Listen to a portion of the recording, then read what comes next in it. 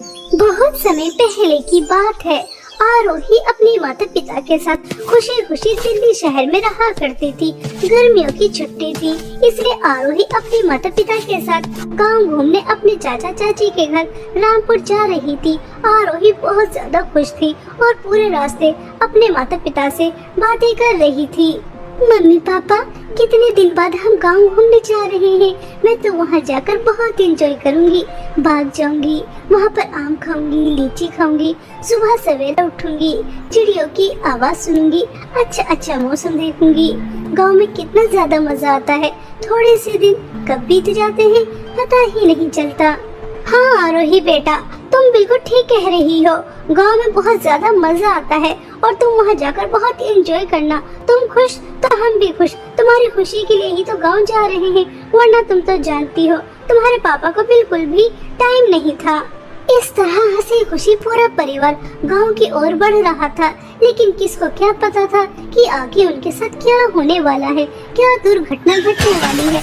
इस हंसते खेलते परिवार को किसकी नजर लगने वाली है। कुछ ही समय बाद एक हादसा होता है, जिस कार में आरोही जा रही थी अपने माता पिता के साथ। उस कार का एक्सीडेंट हो जाता है और उस एक्सीडेंट में आरोही के माता पिता की तुरंत ही मृत्यु हो जाती है। आरोही को कुछ चोटें आती हैं और जब इस बात की खबर आरोही के चाचा किशोर दास को लगती है तो वह तुरंत हादसे वाली जगह पर पहुंचते हैं और आरोही को दिलासा देते हैं। आरोही का रो रो कर बुरा हाल था। चाचा जी, ये हमारी खुशियों को किसकी नजर लग गई। अभी थोड़ी देर पहले हम कितने ज्यादा खुश थे। मम्मी पापा मुझसे बातें कर रहे थे, लेकिन अचानक ये हादसा हो गया और मम्मी पापा मुझे हमेशा हमेशा के लिए छोड़ के चले गए। अब मैं क्या करूँगी, किसके सहारे रहूंगी। चाचा जी, ये क्या हो गया। ऐसा नहीं होना चाहिए था। काश मैं भी मम्मी पापा के साथ उनके साथ चली जाती तो अच्छा रहता। अब मैं मम्मी पापा के बिना कैसे रहूंगी। आरोही बेटा, मैं तुम्हारे मम्मी पापा की कमी तो पूरी नहीं कर सकता, लेकिन मैं पूरी कोशिश करूंगा कि तुम्हें कोई परेशानी ना हो। आज से तुम हमारे साथ हमारे घर में रहोगी, ठीक है बेटा।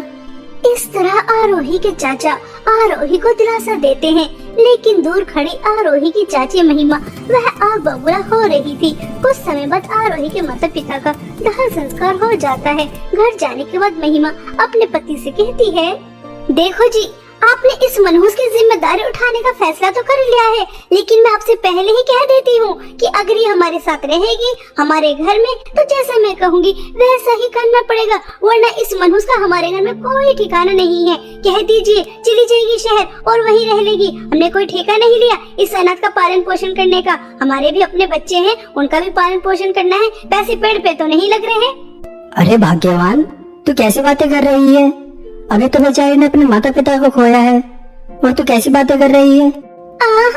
इस मनहूस को आए भी 1 घंटा नहीं हुआ और अभी से आपने इस मनहूस की साइड लेनी शुरू कर दी। मुझे सब दिखाई दे रहा है कि आपको तो बस अपनी भतीजी ही प्यारी है। देखो जी, मैं आपसे एक बार फिर कह रही हूँ, अगर आपने इसकी साइड ली और मेरे काम में दखल अंदाजी की तो मैं अपने बच्चों को लेकर मई के चली जाऊंगी और कभी वापस नहीं आऊंगी। चाहे कितना भी बुलाते रहना, मेरे पैर भी पड़ जाना, लेकिन मैं वापस नहीं आऊंगी। ये मेरी आखिरी वार्निंग है, इसे अच्छी तरह समझ लीजिए। आहिस्ता आहिस्ता चाचा और चाची में झगड़ा बढ़ जाता है। यह देखकर आरोही को बहुत दुख होता है। तभी आरोही अपनी चाची से कहती है, चाची जी, आप चाचा जी से झगड़ा मत कीजिए और आपको कहीं जाने की कोई जरूरत नहीं है। आप जैसा कहेंगी मैं वैसा ही करूंगी। और चाचा जी प्लीज, आप भी मेरी वजह से झगड़ा मत कीजिए। मुझे बिल्कुल भी अच्छा नहीं लग रहा कि मेरी वजह से आप दोनों लड़ रहे हैं। चाची जी, मुझे क्या करना होगा बता दीजिए। अभी भी तो आया और पहाड़ के नीचे। चल जल्दी से घर की सफाई कर और उसके बाद बर्तन भी साफ करने हैं। और हाँ, कपड़े मत भूल जाना, बहुत सारे कपड़े गंदे पड़े हैं, वो भी धुलने हैं। और ये क्या ड्रामा दिखा रही है, आंसू दिखा रही है। मैं तेरे इन आंसू से डरने वाली नहीं हूँ। चल जल्दी से काम पर लग जा और उसके बाद तुझे तेरे हिस्से का खाना मिल जाएगा, मनहूस। बेचारी आरोही अभी वह अपने माता पिता के गम से बाहर भी नहीं निकली थी कि उसे अपनी चाची का अत्याचार सहना भी पड़ता है। आरोही ने आज से पहले कभी काम नहीं किया था। वह तो बस पढ़ाई करती थी और अपने दोस्तों के साथ खेलती थी, कूदती थी। लेकिन माँ पिता की मृत्यु के बाद उसे अब ये सब काम भी करने पड़ते हैं। वह बहुत मुश्किल से घर की सफाई करती है और उसके बाद बर्तन साफ करती है, और जैसे ही कपड़े धोने के लिए जाती है तब पानी नहीं होता। तभी वह अपनी चाची के पास जाती है और कहती है, चाची जी, मटके में थोड़ा पानी था, उससे मैंने बर्तन तो साफ कर दिए, लेकिन मुझे और पानी नजर नहीं आ रहा। कपड़े कैसे धोऊं समझ में नहीं आ रहा। हाँ मनहूस, मुझे पता है कि पानी नहीं है, और हमारे घर में पानी तुम्हारे घर की तरह नहीं आता। जैसे शहर में टोटी लगी होती है, हमारे यहाँ पर नदी पर जाकर पानी भर के लेकर आना होता है और उससे काम करते हैं, और कपड़े हम नदी पर जाकर धोते हैं। इससे सारे गंदे कपड़े उठा, नदी पर जा और उन्हें धो के लेकर आ, और कहीं पर भी दाग धब्बा नहीं होना चाहिए, साफ सुथरे होने चाहिए। समझ रही है ना? तभी तुझे खाने के लिए मिलेगा, वरना सोच ले रोटी का एक निवाला नहीं मिलने वाला।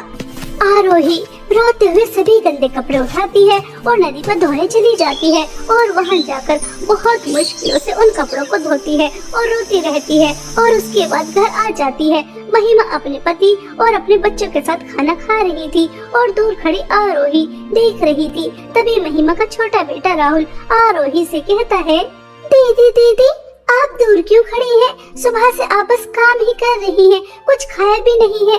आ जाइए, हमारे साथ बैठकर खाना खाइए। कोई जरूरत नहीं है इस मनुष्य नौकरानी को हमारे पास बुलाने की। जब हम सब खाना खा लेंगे उसके बाद ही हमारे आगे का बचा कुचा खाएगी, यही इसकी औकात है, इससे ज्यादा नहीं। और तू ज्यादा दीदी का चमचा मत बन, आज के बाद मैं तुझे इससे बोलता हुआ ना देख लूं।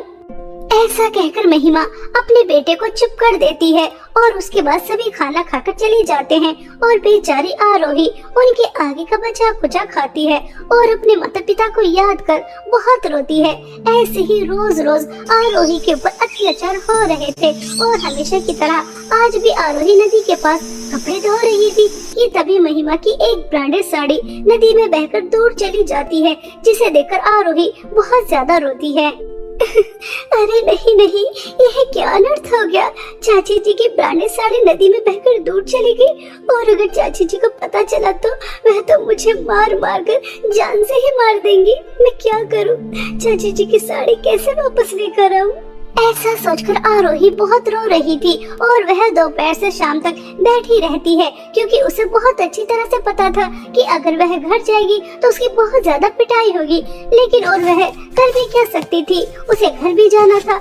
आरोही बहुत हिम्मत करती है और घर चली जाती है, और अपनी चाची को बता देती है कि कैसे उनकी साड़ी बहकर दूर चली गई। जब वह यह सुनती है तो गुस्से में लाल पीली हो जाती है, और आरोही की बहुत ज्यादा पिटाई करती है, और उसके बाद उससे कहती है, मनहूस, वह साड़ी मेरी फेवरेट थी और मेरी सबसे ज्यादा महंगी थी। तूने उसे इतनी आसानी से नदी में बहा दिया, जरूर यह तूने जानबूझकर किया है। नहीं नहीं चाची जी, मैंने जानबूझकर नहीं किया। मैं तो सभी कपड़े धोकर घर वापस आ रही थी, लेकिन तभी बहुत तेज हवा चली और आपकी साड़ी उड़कर नदी में गिर गई। मैंने उसे निकालने की बहुत कोशिश की, लेकिन वह बहुत दूर जा चुकी थी। आप मेरी बात का भरोसा कीजिए, मैंने ये सब कुछ जानबूझकर नहीं किया।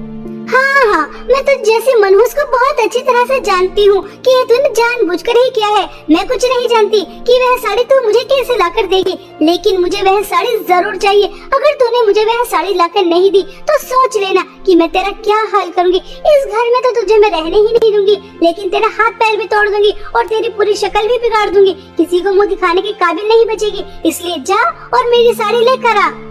चाची जी, रात बहुत हो रही है, जंगल में नदी के पास इतनी रात को जाऊंगी तो अगर कोई खतरनाक जानवर आ गया और उसने मुझे अपना शिकार बना लिया? जानवर तुझे अपना शिकार बनाए या ना बनाए, अगर तू मेरी साड़ी लेकर नहीं आई तो तुझे मैं अपना शिकार जरूर बना लूंगी। इसलिए चुपचाप जा और मेरी साड़ी लेकर आ। आरोही रोते हुए जंगल की ओर जा रही थी और अपने माता पिता को बहुत ज्यादा याद कर रही थी। पिताजी, आप दोनों मुझे अकेला छोड़कर क्यों चले गए? काश उस कार एक्सीडेंट में मैं भी आप लोगों के साथ मर जाती तो कितना अच्छा रहता। कम से कम मुझे आज चाची का इतना अत्याचार तो सहना नहीं पड़ता। उन्होंने मुझे इतने रात को घर से बाहर निकाल दिया। अब मैं उनकी साड़ी कहाँ से लेकर आऊंगी? अगर साड़ी नहीं लेकर आई तो वो मुझे अपने घर में रहने तो देंगी ही नहीं, साथ में पिटाई भी बहुत ज्यादा करेंगी। आज मुझे आप लोगों की बहुत याद आ रही है। इस तरह आरोही रोते हुए नदी तक पहुंच जाती है, लेकिन वहां जाकर आरोही देखती है तो पूरा नजारा बदला हुआ ही होता है, क्योंकि आरोही देखती है कि उसके सामने दो नदी हैं। एक तरफ सोने के मटके बह रहे थे तो दूसरी तरफ चांदी के मटके बह रहे थे, जिसे देखकर आरोही कहती है, अरे यह मैं क्या अद्भुत नजारा देख रही हूँ। मेरे सामने सोने और चांदी के मटके की नदी, लेकिन दोपहर तक तो ऐसा कुछ भी नहीं था। दोपहर तो यहाँ पर सादा पानी बह रहा था, लेकिन अचानक ये सब क्या। आरोही ऐसा कह ही रही थी कि तभी जादू सोने के मटके की नदी से आवाज आती है, यह वह नदी नहीं है जिसके बारे में तुम बात कर रही हो। तुम रास्ता भटक गई हो और तुम यहाँ आ गई। चलो अच्छा ही है कि कोई इंसान यहाँ तो आया। मैं इस जादू सोने के मटके की नदी हूँ और इस सोने के मटके के अंदर एक चुड़ैल है जो बहुत ही ज्यादा खतरनाक है। वह कैद है और जैसे ही वह चुड़ैल आजाद हो जाएगी तो तुम्हें बहुत सारी धन दौलत देगी, इतनी सारी धन दौलत कि तुम्हारी जिंदगी में कभी किसी चीज की कोई कमी नहीं होगी। लेकिन वह चुड़ैल आजाद होकर तबाही भी मचा सकती है, लेकिन वह तुम्हें कुछ नहीं कहेगी। मैं कब से किसी इंसान का इंतजार कर रही थी, लेकिन कोई यहाँ पर आता ही नहीं था। चलो अच्छा है कि जाने अनजाने में तुम यहाँ आ गई। मैं जादू चांदी के मटके की नदी हूँ और जादू चांदी के मटके के अंदर एक बहुत सुंदर परी है जिसे एक चुड़ैल ने कैद किया है। अगर तुम उसे आजाद कर देती हो तो तुम्हें मिलेगा तो कुछ भी नहीं, लेकिन वह परी आजाद हो जाएगी। अब तुम्हारे हाथ में है कि तुम्हें धन दौलत चाहिए या तुम परी को आजाद करना चाहती हो। जादू सोना चांदी के मटके की नदी, मैं धन दौलत का लालच नहीं करूंगी। धन दौलत के लालच में आकर एक खतरनाक चुड़ैल को आजाद नहीं करूंगी, बल्कि मैं एक अच्छी परी को आजाद करूंगी। चाहे इसके बदले मुझे कुछ भी ना मिले, मैं बुरा काम कभी नहीं करूंगी। इसलिए मैं जादू चांदी के मटके की परी को आजाद करना चाहती हूँ। ऐसा कहकर आरोही जादू चांदी के मटके को उठाती है और जादू चांदी के मटके की परी को आजाद कर देती है। जैसे ही परी आजाद होती है तो वह उससे खुश होकर उसे बहुत सारी धन दौलत देती है। बहुत सारे हीरे, सोना, पैसा, इतने सारे धन दौलत पाकर आरोही बहुत ज्यादा खुश होती है और परी को धन्यवाद कहकर अपनी चाची के घर आ जाती है।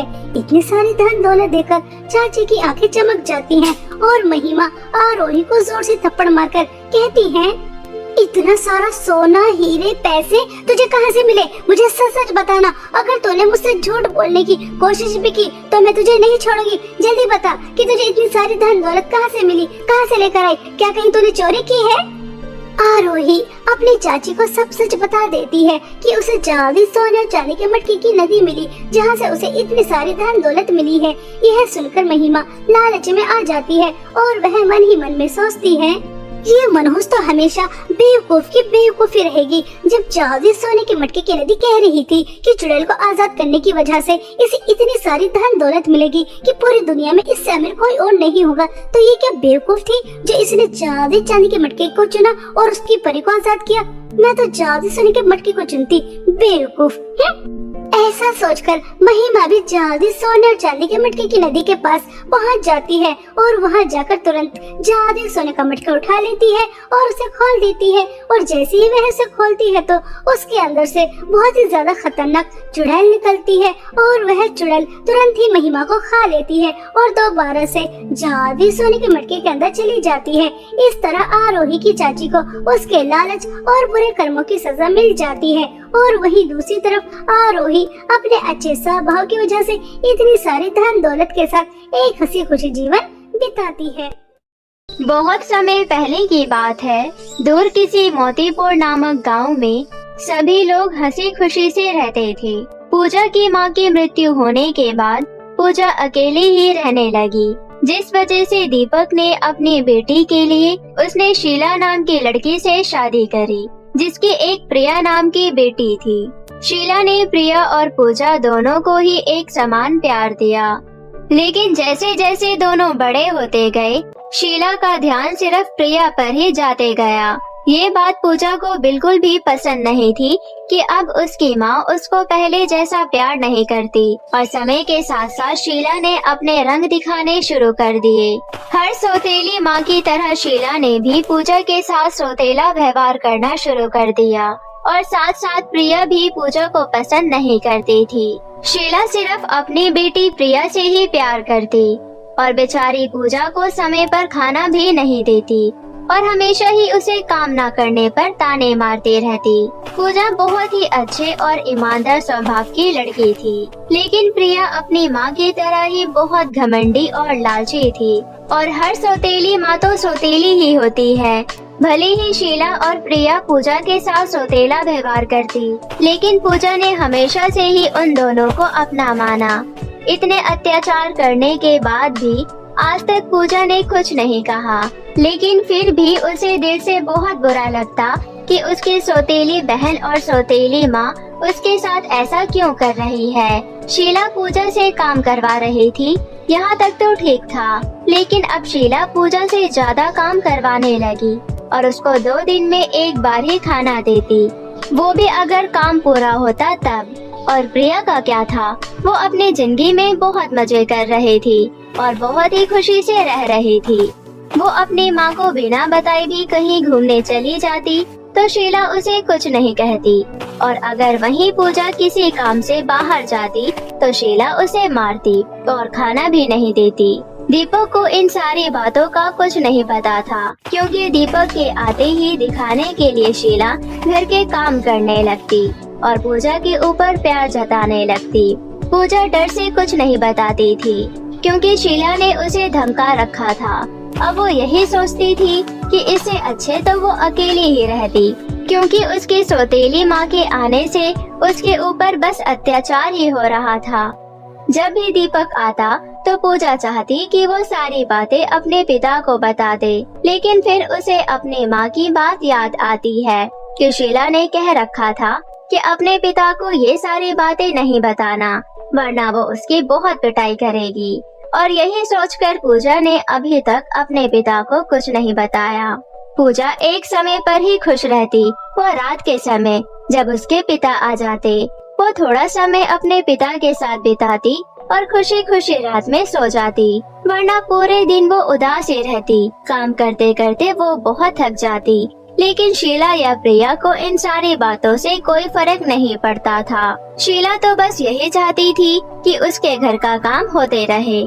शीला को पूजा से कोई भी मतलब नहीं था, वो काम के लिए ही पूजा से बात करती, वरना प्रिया और शीला पूजा से बहुत नफरत करती। वैसे ही दोनों के दोनों बेचारी पूजा को हर वक्त ताने मारती रहती कि उसकी माँ उसे छोड़कर चली गई और हमारे पल्ले छोड़ गई। किसी तरह पूजा अपनी उदास जिंदगी जी रही थी। रात को वो घर का सारा काम करके लेट सोती और सुबह सुबह जल्दी उठती। उसको थोड़ा ही समय मिलता आराम करने का, लेकिन अगर शीला उसे दिन में आराम करते वक्त देख लेती तो उसको बहुत मारती। एक दिन पूजा आराम से बैठकर खाना खा रही होती है, तभी शीला आती है और कहती है, अच्छा जी, तो ये महारानी आराम से बैठकर खाना खा रही है, शायद इसको मेरी आवाज सुनाई नहीं दे रही। क्यों रे करमचली, इतने देर से आवाज लगा रही हूँ, सुनाई नहीं देता? माँ, मैं बस खाना खा रही थी, मुझे थोड़ी ज्यादा भूख लगी थी, इसलिए मैंने सोचा कि पहले खाना खा लेती हूँ, फिर घर के काम कर लूंगी। हाँ, अब तो तुझ घर की नौकरानी है, ज्यादा महारानी बनने की कोशिश मत कर, जा कामों में लग जा। हाँ माँ, थोड़ा सा ही खाना बचा है, खा लेती हूँ, फिर कर दूंगी। अच्छा, तो अब तेरी तो जबान निकल आई है, कुछ दिनों से तू मेरे को जवाब देने लगी है। तेरी इतनी हैसियत नहीं कि तू मुझे अब उल्टा जवाब दे। एक तो तुझे इस घर में रहना और खाना दे रही हूँ, लेकिन फिर भी इन्हें आराम चाहिए, दिन भर बस आराम ही करती रहती है। माँ, ये बात मेरी समझ से बाहर है कि आप मुझसे इतना काम क्यों करवाती हैं? क्यों करवाती हूँ? क्योंकि तू मेरी सौतेली बेटी है। पहले भी तो आप मुझे प्यार करती थी ना, लेकिन आप अब सिर्फ प्रिया को ही प्यार करती हैं। आप जितना काम मुझसे करवाती है, उतना काम अगर आप प्रिया को कहेंगे तो प्रिया तो उसका आधा काम भी नहीं करेगी। मैं अपनी बेटी को काम करने के लिए क्यों कहूँगी? वो मेरी बेटी है और मैं चाहती हूँ कि वो एकदम ऐशो आराम से रहे। उसे बड़ा करके मुझे नौकर नहीं बनाना है। हाँ तो माँ, मुझे भी बड़ा होकर नौकर नहीं बनना है। अब मैं परेशान हो चुकी हूँ आपके तानों से, और मैंने सोच लिया है कि आज मैं पिताजी को बता दूंगी कि आप मुझ पर कितने अत्याचार करती हो। अच्छा ठीक है, बताती हो। शायद तुझे पता नहीं कि उसके बाद तेरा क्या होगा। जो भी होगा देखा जाएगा, पर आज मैं पिताजी को बता दूंगी। सुशीला को बहुत गुस्सा आता है और वो पूजा का हाथ पकड़ती है और बाथरूम में जाकर उसे बंद कर देती है। माँ, माँ, खोलो दरवाजा, मुझे माफ कर दो, मैं पिताजी से नहीं कहूँगी, मुझे माफ कर दो। इतनी जल्दी तो ये दरवाजा नहीं खुलने वाला। जब तक तेरे पिता नहीं आ जाते तब तक ये दरवाजा नहीं खुलेगा। बड़े जवान चलने लगी है तेरी। माफ कर दो माँ, आज के बाद मैं कभी ऐसा नहीं कहूँगी और आपके बोलने से पहले घर के सारे काम कर दूंगी। अब तो जितनी मर्जी माफी मांग ले, अब ये दरवाजा तो रात को ही खुलेगा।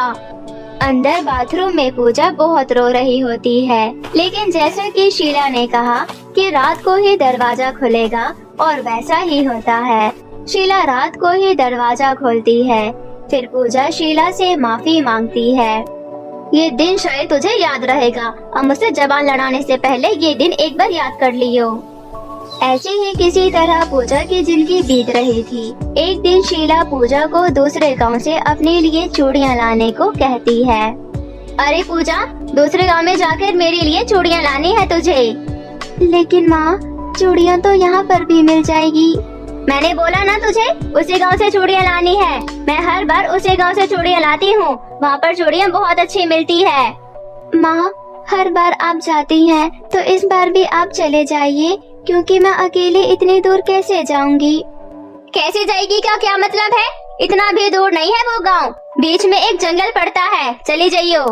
पूजा ने अपनी माँ को ज्यादा बातें नहीं बोली और वो उदास मन से ही दूसरे गांव की तरफ निकल पड़ी। जैसा कि शीला ने कहा था कि बीच में एक जंगल पड़ता है, वैसे ही गांव के बीच में एक जंगल पड़ता था। जब पूजा जंगल में पहुंची तो उसे थोड़ी भूख लगने लगी और वो जंगल में आकर फल ढूंढने लगी। थोड़ी दूरी पर जाने के बाद उसे एक फल का पेड़ दिखाई दिया। उसने फल तोड़े और वो थोड़ी देर बैठकर खाने लगी और जब वो आगे गई तो उसे वहाँ पर एक गुफा दिखाई दिया और गुफा के अंदर 2 रास्ते थे। तभी वहाँ पर एक जादूगरनी प्रकट हुई। गुफा के अंदर जादुई 2 रास्ते हैं, एक अच्छाई का है और एक बुराई का। अच्छाई के रास्ते पर तुम्हें बहुत सारा ज्ञान और शक्तियाँ मिलेगी, लेकिन बुरे रास्ते पर तुम्हें बहुत सारा पैसा धन मिलेगा। अब तुम बताओ तुम्हें कौन सा रास्ता चुनना है? मैं अच्छाई के रास्ते पर जाना चाहती हूँ। माँ ने मुझे हमेशा सिखाया है कि ज्ञान से बढ़कर कोई चीज नहीं होती। पैसा तो आता रहेगा, लेकिन ज्ञान से बढ़कर कोई चीज नहीं। मैं अच्छाई के रास्ते पर जाऊंगी। ठीक है, तुम अच्छाई के रास्ते पर चली जाओ। और फिर पूजा अच्छाई के रास्ते पर चली जाती है। अच्छाई के रास्ते पर जाते ही उसे एक बूढ़े बाबा दिखते हैं। उन्हें बहुत प्यास लग रही होती है।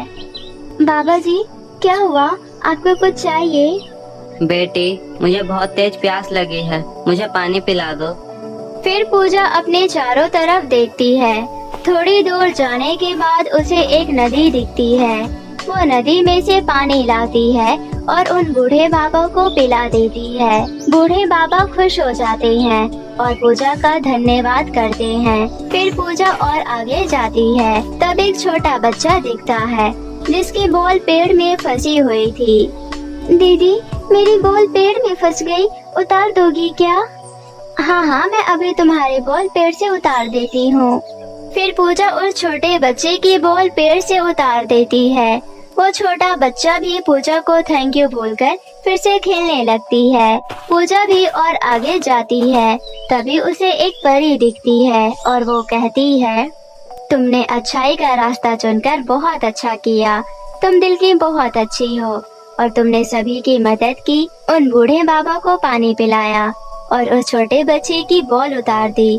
और जैसा कि तुम्हें एक जादूगरनी ने बताया कि तुम्हें बहुत सारी ज्ञान की बातें और शक्तियाँ मिलेगी, मैं ही तुम्हें ज्ञान और शक्तियाँ दूंगी।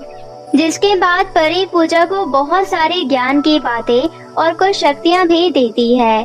फिर पूजा खुशी खुशी गुफा से बाहर आ जाती है। उसके चेहरे पर एक अलग ही चमक थी और वो बहुत खुश थी। वो सोचती है कि अभी तो उसे चूड़ियाँ लानी है। अरे, अभी तो मुझे चूड़ियाँ भी लानी है और शाम होने को आई, बहुत टाइम लग जाएगा। कोई बात नहीं, जल्दी से चली जाती हूँ। पूजा के इतना कहते ही उसके सामने चूड़ियाँ आ जाती है। फिर उसे याद आता है कि परी ने उसे ज्ञान के साथ साथ जादुई शक्तियाँ भी दी है। वो बहुत खुश हो जाती है और जल्दी से चूड़ियाँ लेकर घर चली जाती है। पूजा के हाथों में चूड़ियाँ देख शीला उससे कहती है, अरे तू इतनी जल्दी चूड़ियाँ कहाँ से ले आई? माँ, आपने बोला था ना दूसरे गांव से चूड़ियाँ लानी है, तो मैं वहीं से लाई हूँ। अच्छा ठीक है, अब रात का खाना भी बनाना है, जाकर जल्दी बना दे। ठीक है माँ, मैं अभी खाना बना देती हूँ। फिर वो सोचती है, मेरे पास तो जादुई शक्ति है, जादुई शक्ति मेरे घर का खाना बना दो। और वो देखती है कि उसका सारा खाना बना हुआ है। वो खुश हो जाती है और ऐसे ही अब शीला जो भी कहती, पूजा तुरंत ही वो सारा काम खत्म कर देती। लेकिन शीला को ये बात समझ नहीं आ रही थी कि वो अब इतनी जल्दी काम कैसे कर देती है। और अब वो ज्यादा शीला से खाना भी नहीं मांगती, क्योंकि वो अपनी जादुई शक्तियों से ही खाना भी लाती थी और खा लेती थी। शीला को कुछ समझ नहीं आता। वो अपनी बेटी प्रिया को सारी बातें बताती है। अरे बेटी, प्रिया को कुछ दिनों से देख रही हूँ, ये लड़की घर का सारा काम कर लेती है और वो भी इतनी जल्दी। इसने आज तक इतनी जल्दी काम नहीं किया। हाँ माँ, और मैं भी देख रही हूँ इसके पास 2-3 नई फ्रॉक भी आ गई है। मुझे लगता है कुछ गड़बड़ है, हमें पता लगाना पड़ेगा। हाँ, हमें पता लगाना चाहिए कि क्या बात है। ऐसा सोचकर दोनों माँ बेटी पूजा के पास जाती हैं। फिर शीला कहती है, पूजा अब सारी बातें सच बता दे। कुछ दिनों से देख रही हूँ तो घर के सारे काम जल्दी कर लेती है और तेरे पास अच्छे कपड़े भी है। बता फिर ये सब तू कैसे करती है? फिर क्या था, भोली भाली पूजा दोनों माँ बेटी को सारी बातें बता देती है। दोनों के ही मन में लालच आ जाता है। बेटी, तूने सुना ना, तो एक काम कर, तू भी उस गुफा के पास जा और तू इसमें बुराई का रास्ता चुनियो। ये लड़की तो पागल है जो कि ज्ञान की बातें सुनकर आई है। तो बुराई के रास्ते पर जाइयो और वहाँ से बहुत सारा सोना पैसा लेकर आइयो, फिर हम जल्द ही अमीर हो जाएंगे। माँ, लालच गलत बात है। बुराई के रास्ते पर जाने के बाद ऐसा ना हो कि प्रिया के साथ कुछ बुरा हो जाए। तुझसे किसी ने तेरी राय नहीं मांगी है। मेरी बेटी बुराई के रास्ते पर ही जाएगी और देखियो वो वहाँ से बहुत सारा सोना पैसा लेकर आएगी। तेरी तरह नहीं है वो, बेवकूफ कहीं की। फिर पूजा के बताए हुए रास्ते पर प्रिया चली जाती है और जिस तरह पूजा को जादूगरनी मिली थी, उसी तरह प्रिया को भी जादूगरनी मिलती है। और जादूगरनी ने उसे अच्छाई के रास्ते पर क्या होगा और बुराई के रास्ते पर क्या होगा वो सारी बातें बताती है। और प्रिया अपनी माँ के कहने पर बुराई के रास्ते पर चली जाती है। प्रिया सीधा बुराई के रास्ते पर जाने लगती है। बुराई के रास्ते पर जाते जाते उसे एक चुड़ैल मिलती है। मुझे पता है तुम बहुत सारा पैसा और सोना लेने के लिए आई हो, लेकिन उससे पहले तुम्हें इस कॉन्ट्रैक्ट पर अपने साइन करने होंगे। प्रिया तो लालच में बिल्कुल डूबी हुई थी। वो बिना पढ़े और बिना कुछ सोचे समझे उस कागज पर साइन कर देती है। चलो, तुमने इस पेपर पर साइन कर दिए हैं, अब तुम यहाँ पर खुदाई करो, फिर तुम्हें बहुत सारा सोना मिल जाएगा। और चुड़ैल के कहने पर प्रिया वहाँ पर खुदाई करने लगती है, लेकिन बहुत खुदाई करने के बाद उसे कुछ नहीं मिलता। अरे, खुदाई करते करते तो मेरे हाथ में दर्द होने लगा। यहाँ पर कुछ है भी या नहीं, या तो मुझे पागल बना रही हो? पागल तो तुम बन चुकी हो। तुमने बिना पढ़े इस पेपर पर साइन कर दिया। इसमें लिखा था कि तुम्हें अपना एक पैर मुझे देना होगा और कॉन्ट्रैक्ट के मुताबिक अब तुम्हें मुझे एक पैर देना ही पड़ेगा। नहीं, ऐसा नहीं हो सकता। मैं तुम्हें अपना पैर नहीं दूंगी। ये सारी बातें तुम्हें मुझे पहले बतानी चाहिए थी ना।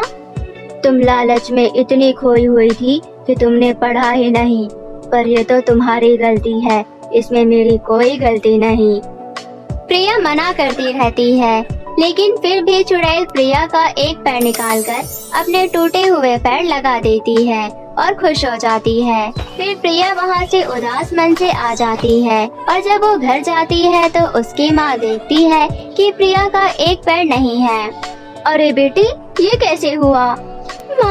माँ, उस चुड़ैल ने मेरे एक पैर ले लिया। मैंने कहा था ना माँ, बुराई के रास्ते पर जाने के बाद प्रिया के साथ कुछ बुरा जरूर होगा, और वैसा ही हुआ।